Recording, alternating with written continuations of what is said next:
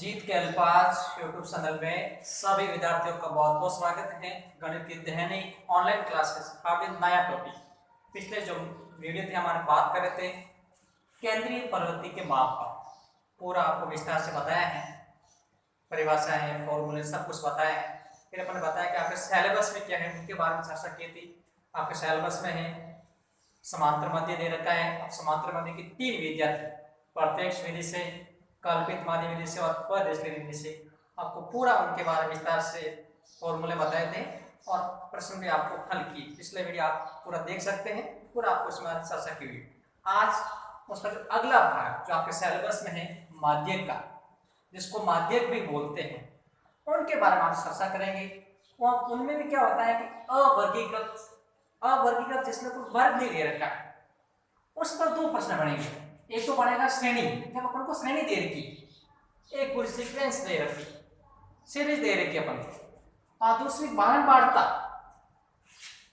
भी दे रखी। उन पर अपन उनसे माध्यिका कैसे ज्ञात करेंगे उस पर आज चर्चा करेंगे। ये समझना है कि अवर्गीकृत श्रेणी, पहले श्रेणी वाले प्रश्न हम करेंगे, उसके लिए क्या फॉर्मूला होता है, फिर बारंबारता तो दे रखी है अवर्गीकृत में, तो उसके प्रश्न अपन कैसे हल करेंगे उसके बाद चर्चा करेंगे। आपको समझना है क्योंकि फॉर्मूलों को थोड़ा ध्यान से समझना है, क्योंकि फॉर्मूले पर प्रश्न आधारित है। फॉर्मूले अगर आपको यहाँ है पूरी तरह से, तो अपन किसी भी प्रकार के प्रश्न को आसानी से कर सकते हैं। समझना है।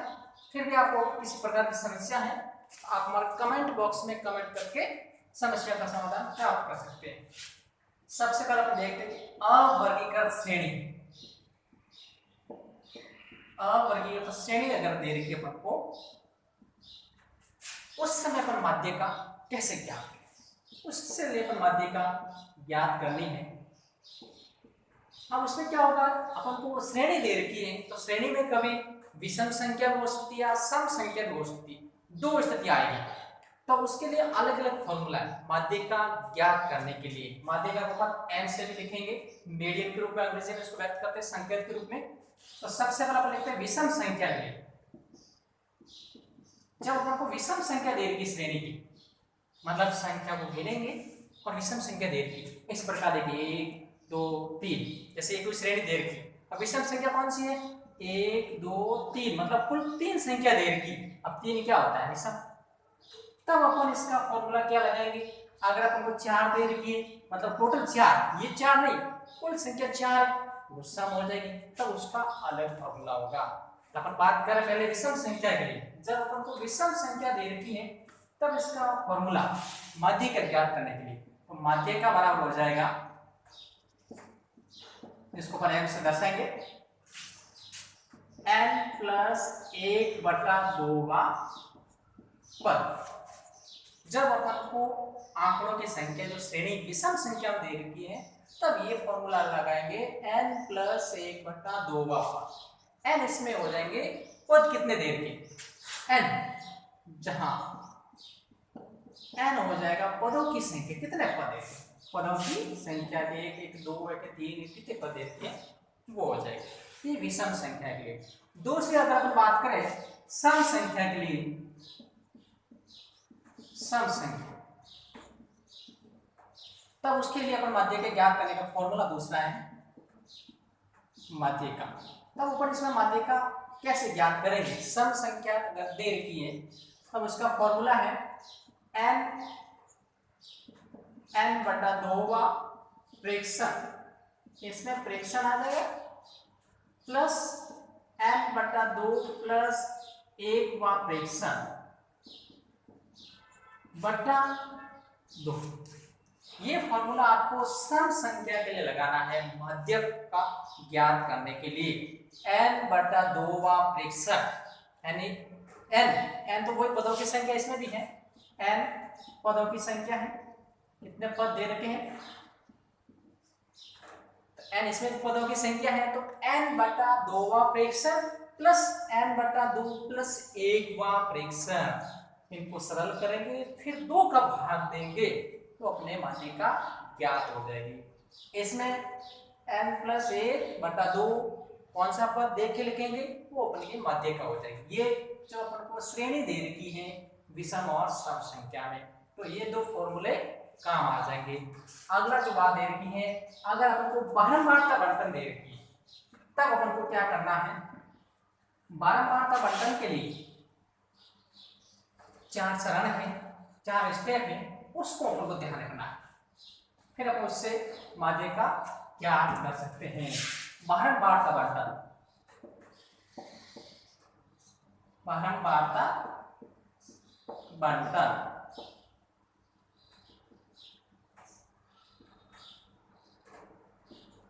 बारंबारता अगर बंटन दे रखी है उससे अपन माध्य का कैसे ज्ञात करेंगे, वो भी होगी अवर्गीकरण। इसमें भी अवर्गीकरण, वर्ग नहीं दे रखा तब इसमें सबसे पहले क्या करना है, आपको इसमें सारणी दे रखी होगी। सबसे पहले क्या करना, आपको सारणी दे रखी है तो एक तो अपन को n मतलब सिग्मा एफ आई जिसको बोलते हैं, यानी जो बारंबारता दे रखी है उसका योग करना है। बारंबारताओं का योग, बारंबारताओं का योग, एक तो ये करना अपन को, क्योंकि अपन को 2 खंड दे रखे होंगे, एक x वाला मान और एक बारंबारता। दूसरा अपन को क्या करना है, इसमें CF जिसको बोलते हैं क्यूम्युलेटिव फ्रीक्वेंसी, संचयी बारंबारता जिसको बोलते हैं संचयी बारंबारता। ये संचयी बारंबारता अपन को ज्ञात करनी है। ये कैसे करेंगे, जब अपन प्रश्न हल करेंगे तो आपको पूरा विस्तार से बताएंगे। ही अपन को ज्ञात करना है। पहला काम बारंबारता का योग करना है, संचय बारंबारता, उसके पास एक और अपन को खंड बनाना है, 3 खंड बढ़ेंगे इसमें। फिर उसके बाद क्या करना है, तीसरा स्टेप इसमें n/2, ये अपन ज्ञात करेंगे। n तो दे रखा होगा, n/2 कितना आएगा वो अपन पता करेंगे। फिर चौथा स्टेप आ जाएगा कि n/2 वे पद से बड़ी संचयी बारंबारता, n/2 वे पद से ठीक बड़ी संचयी बारंबारता के सामने वाला x का मान माध्यिका होती है। मतलब अपन n/2 ज्ञात कर लिया, जितना आ रहा है अपन देखेंगे कि n/2 में जो पद आ रहा है उससे पद n/2 में पद से ठीक बड़ी, जो n/2 पद से ठीक बड़ी संचयी बारंबारता के सामने वाला, जो संचयी बारंबारता आ रही है उसके सामने वाला जो x का मान होगा वह माध्यिका होती है, माध्यिका होगी।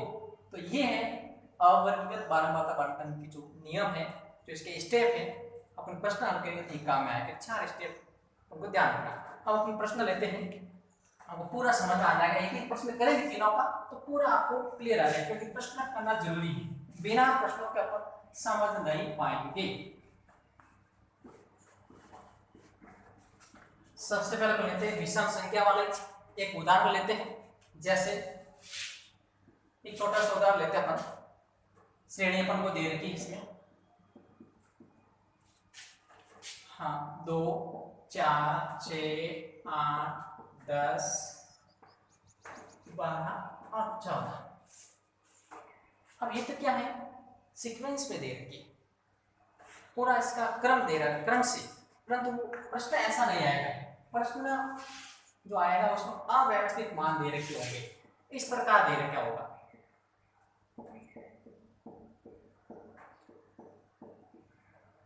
इस प्रकार इसमें मान अव्यवस्थित दे रखा होगा। 3 3 6 1 7 पद तो है, परंतु इसमें अव्यवस्थित होगा, जो संख्या है वो आगे पीछे होगी। अब अपन को क्या करना है, सबसे पहला काम, जब भी अपन प्रश्न को हल करेंगे सबसे पहला काम क्या करना है, इसको क्रम से व्यवस्थित करना है। चाहे वो आरोही क्रम हो चाहे अवरोही क्रम, बढ़ते क्रम में चलो चाहे घटते क्रम में, कोई भी अपन को एक क्रम रखना है। पहले क्या करें, इसको आरोही क्रम में लिखे अपन, आरोही क्रम। पहले अपन इसका क्रम व्यवस्थित करना है, चाहे आरोही क्रम लिखो चाहे अवरोही क्रम लिखो, क्योंकि ये जो सभी संख्या दे रखी अव्यवस्थित है, छोटी बड़ी आगे इसमें दे रखी, तो अपन को पहले व्यवस्थित करना है। पहले क्या आ जाएगा 2, फिर 4 आ जाएगा, फिर 6 आ जाएगा, फिर 8 आ जाएगा, फिर 10 आ जाएगा, फिर 12 आ जाएगा और फिर 14 आ जाएगा। इस प्रकार अपन को पहले संख्या को व्यवस्थित करना है। अब आगे देखिए, इसमें आंकड़ों की संख्या या पदों की संख्या, इसमें अपन लिखेंगे पदों की संख्या, कितने पद आए, क्योंकि अपन को n की जरूरत पड़ेगी। n पदों की संख्या, कितने पद है की 3 3 6 1 7, तो n का मान इसमें आ जाएगा 7। अब माध्य का, अब उनको पता है कि n का मान क्या है 7, जो विषम है, कैसा है, विषम संख्या। अब विषम संख्या होती है, अपन को विषम वाला फॉर्मूला लगाना है। कौन सा है, n प्लस 1/2 पद, ये विषम संख्या के लिए n प्लस 1/2 पद। अब अपन देखेंगे इसमें अगर n का मान कितना 7, 1 की जगह 1/2 पद, इसको ऐसे कैसे लिखना है, 7 ने 8/2 पद, भाग इसमें जाएगा तो कौन सा आएगा इसमें, चौथा पद आ जाएगा इसमें। चौथा पद अपन को पता करना है। चौथा पद देखेंगे इसमें से 1 2 3 4, ये चौथा पद।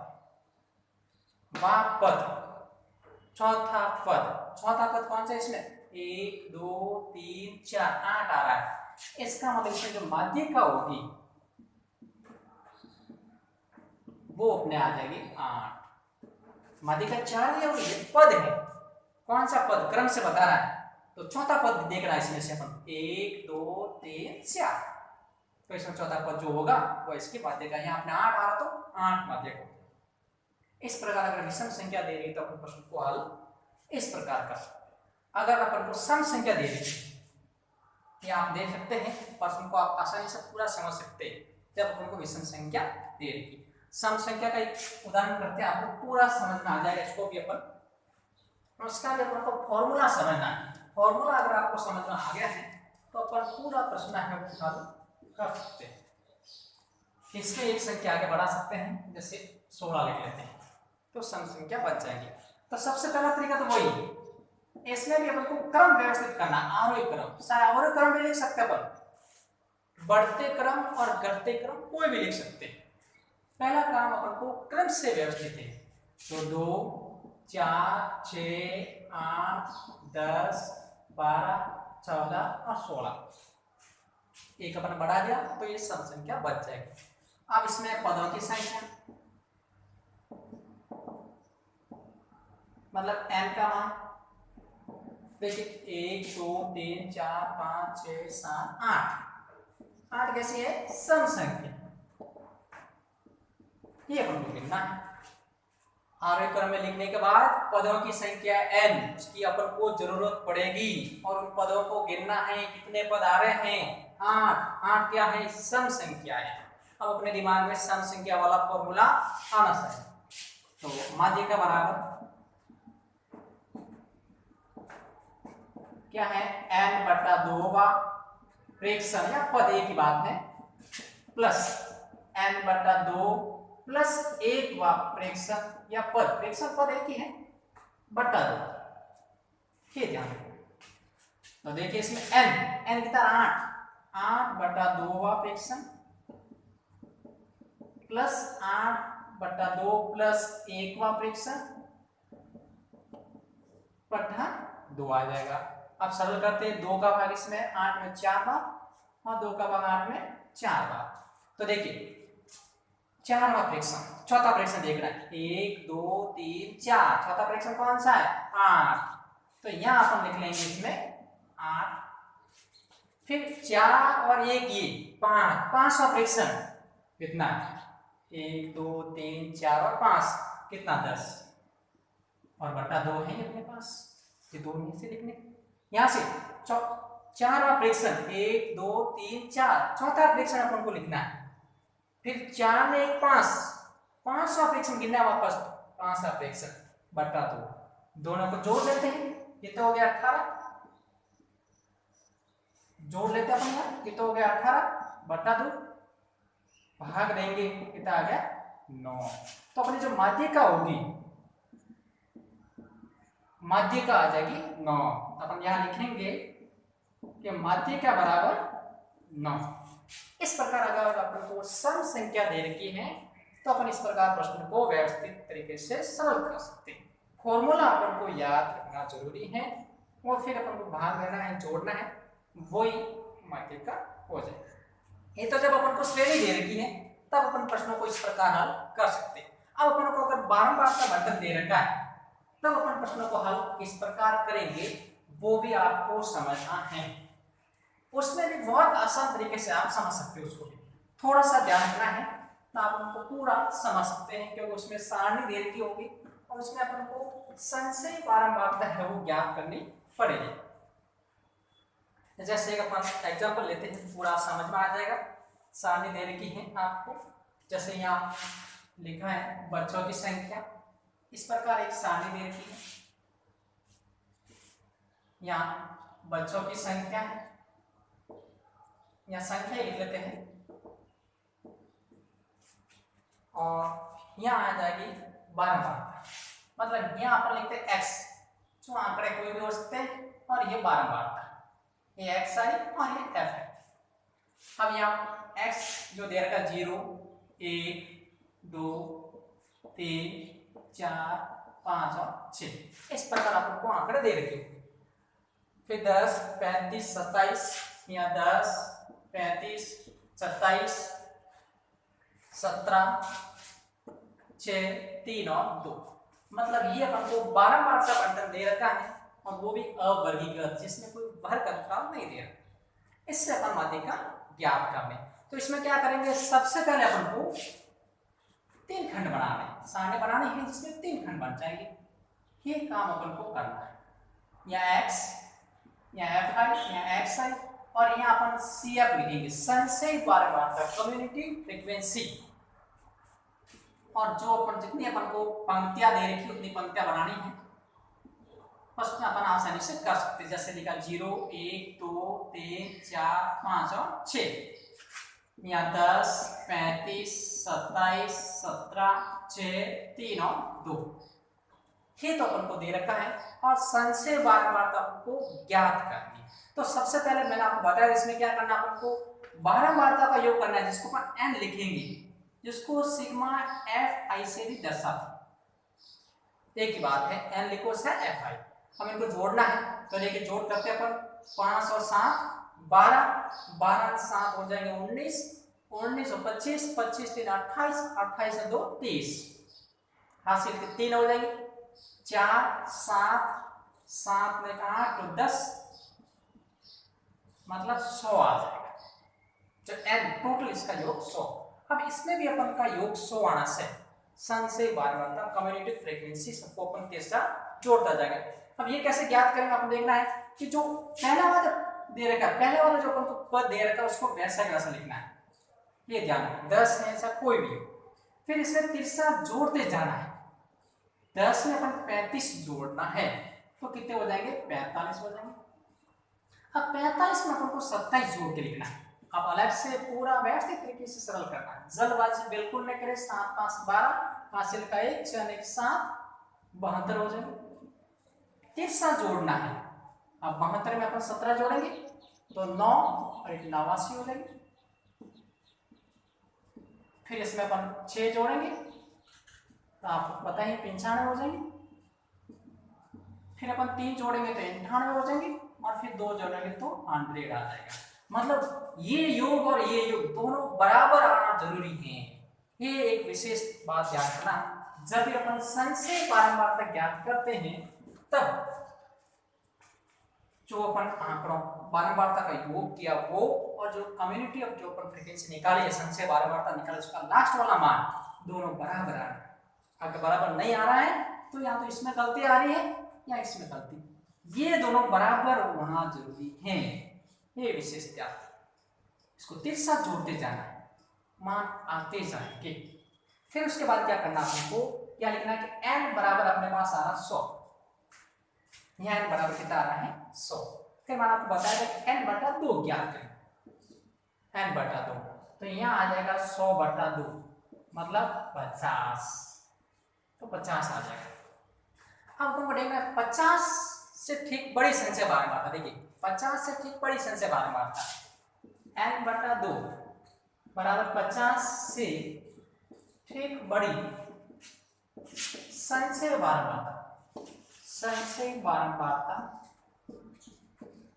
अब देखिए इससे ठीक बड़ी, अब इससे बड़ी क्या है, इससे बड़ी कौन सी आ रही है, 72 तो है, 50 किसके बीच में आएगा, 45 और 72, मतलब बड़ी कौन सी हो जाएगी, 72 तो होगी, ये 72 आ जाएगा।